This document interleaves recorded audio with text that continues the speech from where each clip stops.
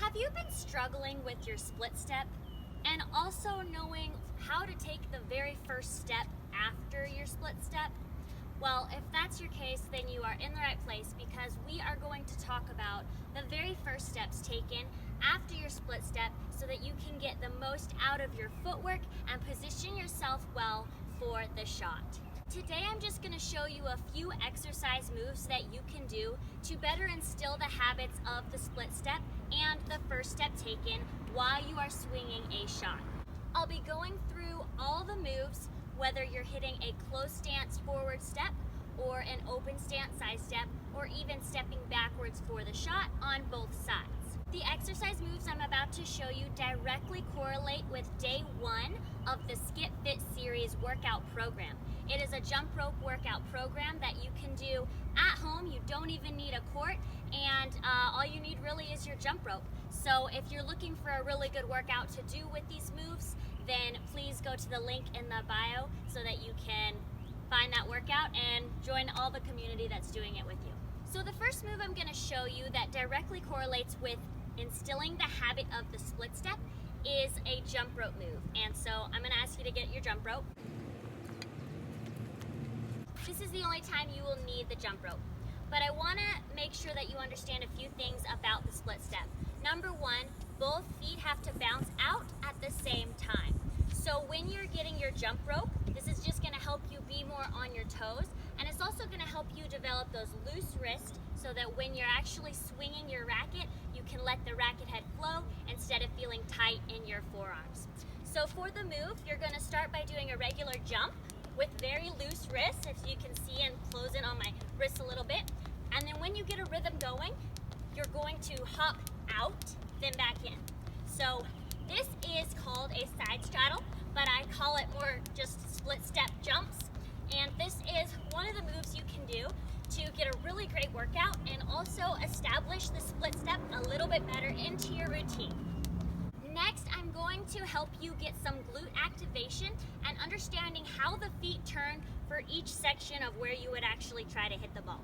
Now, you do not need a resistance band for this, but it's very great for physical therapy, and it'll help you just add a little bit more resistance to the workout. So whether you have a resistance band or not, it's okay. You can do regular squats, but if you have one, let's place it right above the knees.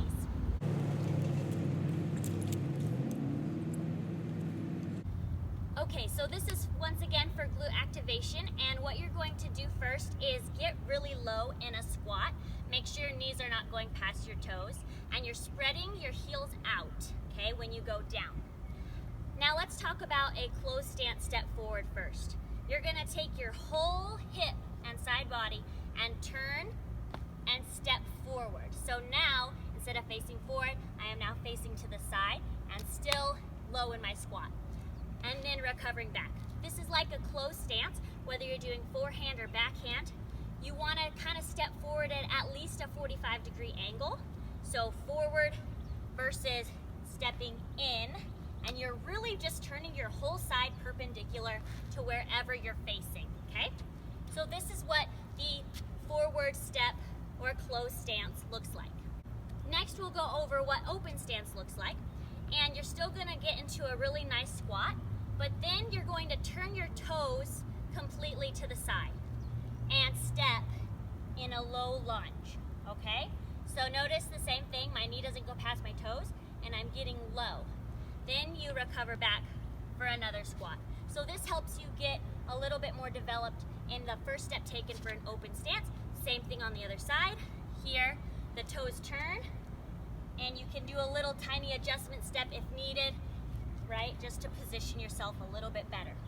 Lastly, we'll go over a diagonal back step, and normally you're gonna do this when a shot is pushing you back a little bit, maybe it's high bouncing, and you need to step back just so you can still put your momentum forward.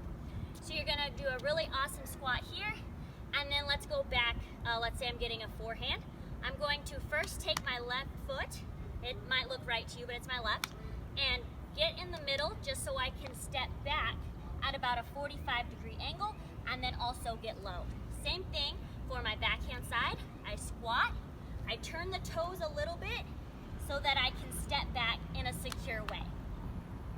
And then I recover.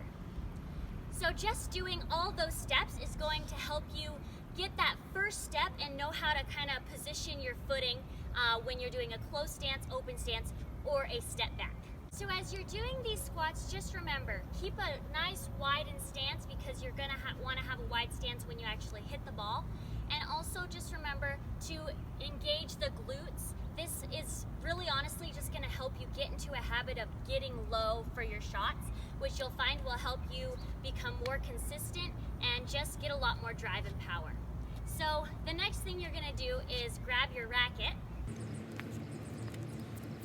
And basically we're just gonna put those moves together. So you've established an awesome split step with your jump rope side straddles, and you've learned what steps need to be taken right after the split step with those glute exercises. So now I'll show you kind of what the rhythm looks like when we put it together with a racket. So with the closed stance, we get a really good hop, and then we step.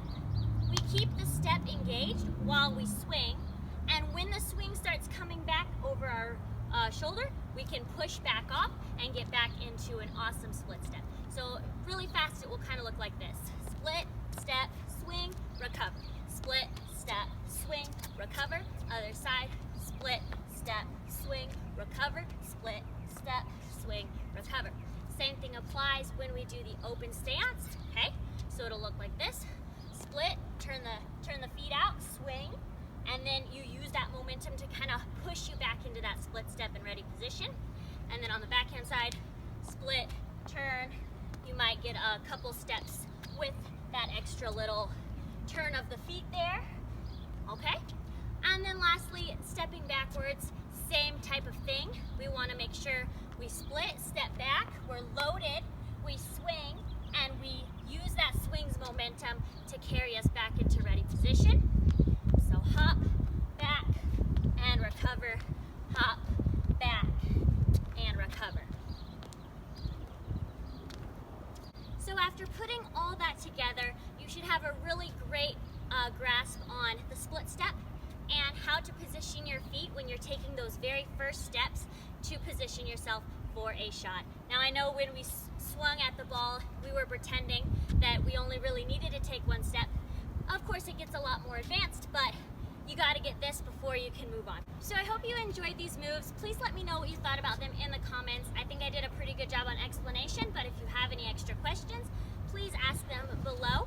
Don't forget to share this with your tennis friends, especially those that are needing a little bit more understanding on what muscles to engage and what steps to take so that they can get better at their footwork. And other than that, please subscribe and like this video.